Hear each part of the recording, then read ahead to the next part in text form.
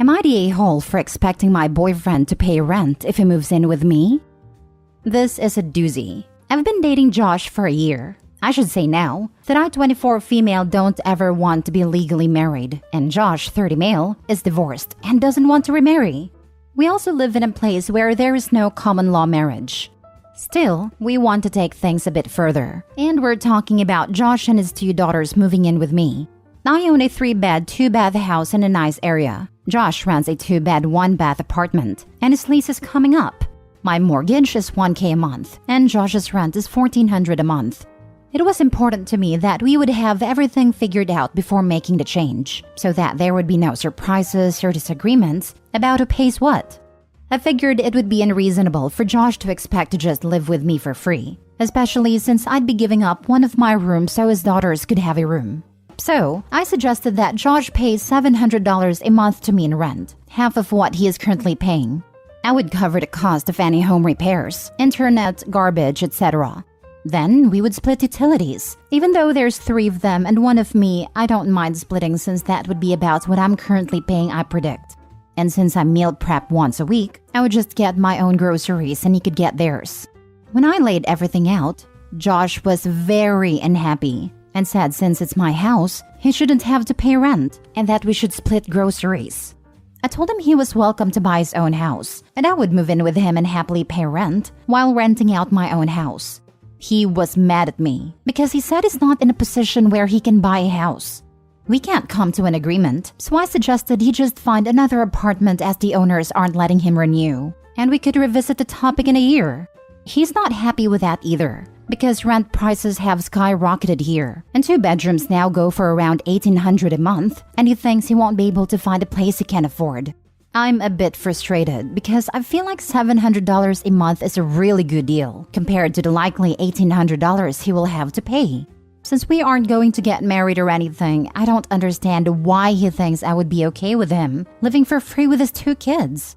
I'm happy to have romance and companionship, but shared assets and finances are not something I want in life. I don't want to support a man. Am I the a-hole for expecting my boyfriend to pay rent? Now for the top comments before reading the mini update. Not the a-hole. Your solution is perfectly reasonable. If he doesn't like your rental price, he is free to find his own home. Unless he's just been dating you so he could eventually move in and his daughters in and pay no rent. See, that's something I'm really worried about. I work with a lot of successful women, and I've seen a lot of them broke dirtbag guys who just mooch off them. I like Josh, and we have a good time when we're together, and the intimacy is great. But I don't think that is good enough for $700 a month if you know what I mean. Moving in with you would save him a significant amount of money. He should be grateful for that offer. Him being upset and wanting to pay nothing is a huge red flag. Trust your gut, OP. It doesn't sound like it's going to get better with this guy. Not the a-hole. You're about to be taken for a ride if you give in and let him move in without paying rent. My advice, from all my years, as someone who also doesn't want to get remarried, maintain separate homes. You lose out if you let him move in. That's what I'm thinking. I'm already a bit apprehensive because his kids are a bit wild. But he isn't happy with living separately because he's going to have to pay a really high rent. But I think I'll probably just tell him to either agree to my terms or get over it. I don't know. Him wanting to save money is not a good enough reason to live together. Plus, the fact that you and him are already having issues that you're struggling to come to an agreement is probably a sign that you guys aren't compatible to live together. Not the a-hole, and listen to your gut. Well, this is the only real disagreement we've had in the last year. I'm trying to be optimistic and think that maybe he just needed an outside perspective. Now for the mini update. So I showed Josh this post and he thinks you all are wrong. So here's some input from him. Leslie makes $120K a year and I make $30K. I'm living paycheck to paycheck supporting 2 kids with no help from my ex-wife. It's gotten so expensive here that at this rate, I'm not even going to be able to feed my kids soon without going to the food bank. No matter what, they're going to get fed. But it's not fair that she owns a house and can go on vacations or spend $400 a month getting her hair done, when I can't even buy my kids name brand cereal. She shouldn't charge me to live with her because she should understand that I want to be able to spend whatever I can, giving my kids the childhood that they deserve. Not for me, but for them. So thanks Reddit. Oh, you won, and I'm glad I posted here. After a very loud and angry argument with Josh, I broke up with him. Despite pretty much everyone telling him he was wrong, Josh insisted that I should basically support the three of them because it's what would be best for his kids. He doesn't seem to understand that they aren't my kids, and no one is going to want to bankroll the three of them. At least no one with a brain. The point is, I'm young, good-looking, and I own a house. I can do better than a broke single dad who has no education and a crappy job, who thinks it's okay to mooch off me and scream in my face when I tell him no. Hope your next girlfriend is stupid enough to put up with you, Josh. No wonder your ex-wife left. Next story. Am I the a-hole for counting down the days until my daughter turns 18 so I can stop being legally responsible for her? I married my wife about 2 years ago and she has a daughter from a previous relationship. Early on during our dating period, she made it clear that her daughter has a father and she's not looking for another father for her. The ground rules were set by her, which is that I will be an adult figure but not a parental one. I will have no say in how she is to be brought up, and I can't punish her in any way. Considering she was 14 when her mom and I met and 15 when we married, I agreed to her rules. My thinking is that she's already too old for me to make any difference in her life anyway, so I make it an issue. Fast forward a couple of years and my life has been a nightmare.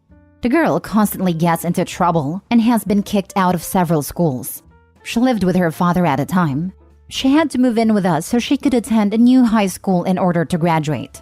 She's been suspended several times at this high school, but it looks like she'll graduate on time.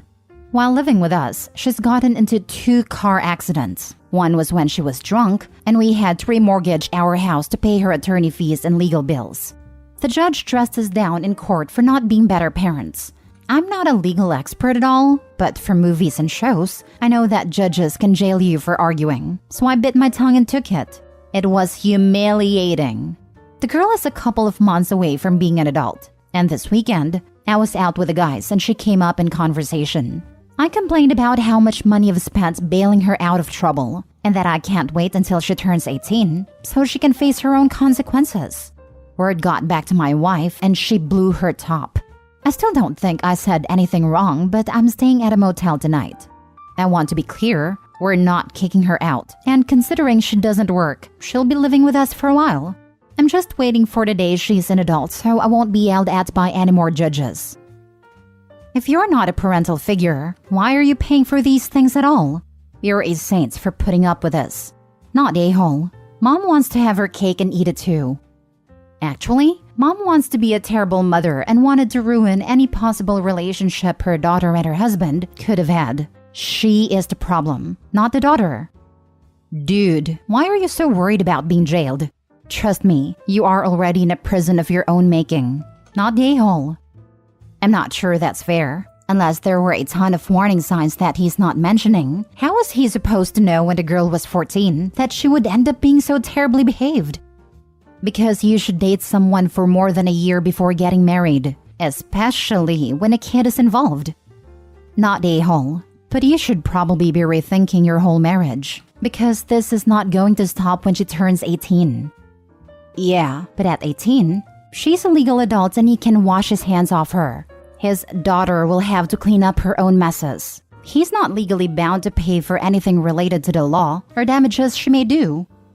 No, but his wife is still there and clearly doesn't like that stance. It's not going to be as clear-cut as 18 and cutting the cord. Next story. Am I the a-hole for refusing to pay for my in-laws to come on vacation with me? I have been with my partner for 4 years. He has 2 kids with his ex-wife, while I have none and don't plan to. Our household income is okay, and he earns the majority of it. He earns 65% of the total income. The last 4 years, he has insisted that we pay 50-15 to household bills, despite the fact he earns far more than what I earn, and his kids stay with us regularly. I pay half the rent, bills and grocery, which is expensive for someone on my salary. Then he wants to buy a house near his ex-wife so he can be closer to his kids. So he says it's important that I pick up 50% of the costs now, so that allows him to save more of his money for our future. The money he isn't paying into bills, but goes straight into his own savings account, not a joint one. He does not really acknowledge he has underpaid bills the last 4 years. I've calculated is underpaid between 16,000 to 19,000 pounds. When he first moved in, without his kids, I picked up all the bills. I paid out over 8,000 pounds in rent and bills, while I paid around 1,100 pounds towards food. Not long ago, he asked if I wanted to go away for the following weekend. I said sure, and we talked about where we could go. He then went to visit his parents, and later that evening he messaged me an Airbnb link for a lodge by the beach to visit that weekend. He asked if his family could come, and he said he'd pay more than 50% if I agreed to them coming. I don't have any family, plus his mom and dad have beat cancer recently, so I said yes to his folks and grown-up brother coming, and booked and paid for the Airbnb. A few days ago, he wanted to settle the vacation bill and has offered to pay 60% of the total. I've kicked off stating the obvious. There were 7 people in that lodge, and 6 of them were his family. So my portion of that bill should be 15%. Am I wrong? Now for the comments.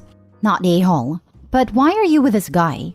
It sounds like you are funding so much of his life and not getting anything out of this relationship other than being so financially weakened. It would be hard for you to leave. Because being alone is lonely. That's what most of these posts boil down to. Am I the a-hole for finally not putting up with this crappy person? OP, ask yourself this question. If the situation were reversed and you made more money than your partner, would you make the same demands that you are letting him make from you? So why are you allowing him to make you struggle and sacrifice when you would never expect the same if the situation were reversed? To answer the post, not the a-hole and he is 100% the a-hole, because his family may not know what you make, but he does. And he clearly doesn't respect you nor your financial situation in the slightest. Don't accept treatment that you would never expect of others. You deserve an equal partnership with deep respect. You realize he's not going to put your name on that house, right? If that house was really for your future, he would set up a savings account with both of your names on it. He's just using you to pay enough bills that he can save enough for a house, and more than likely, dump you once he's purchased the house. Put your foot down. Tell him the money distribution isn't fair, and you will only pay 35% of the bills, but offer to put that 50% you are saving toward a house and a mutual savings account. And you want your name on the deed as 35% owner. Insist on getting a lawyer and having an agreement drafted. If he refuses, then you have your answer. He's just using you. Also, don't let him gaslight you or persuade you into seeing his side of things. Tell him this isn't anything personal, even if it is. It's just protecting yourself and your future. Again, if he declines or argues, dump him and move on. Last story. Am I the a-hole for letting my daughters share a room even though they don't need to anymore, and despite my ex asking me not to? My ex and I have 2 daughters who are 9 and 10. They're 20 months apart to be specific. They are as close as twins, and they look alike enough that they're mistaken for such sometimes. They get their weekends with me, which until a couple months ago, they had to share a room because my apartment only had 2 bedrooms. Luckily, my financial situation has improved, and I now have a small house with 3 bedrooms for them. The thing is, they didn't want to have their own rooms. They liked sharing because it's like sleepover every night, and asked me if they could keep sharing. I figured I'd be an idiot if I didn't support my children getting along, so I agreed.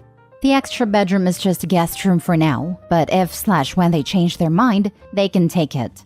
Their mother is not happy about this.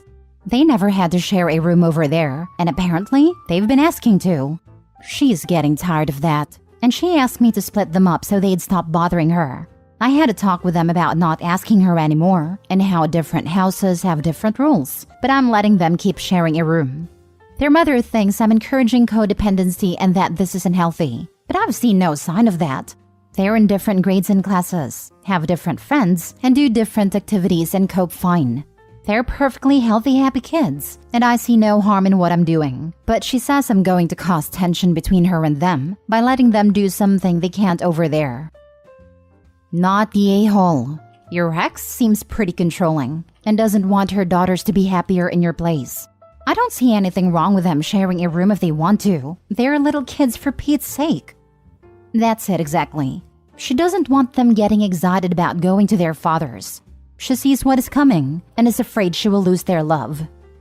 And all she would have to do is let them share a room at her place, and the girls could be happy all the time. She is the one causing the rift. OP, you are not the a-hole. Your daughters are happy with the arrangement. It's not causing you any stress, and the only person with beef is someone who has no say over the rules in your house.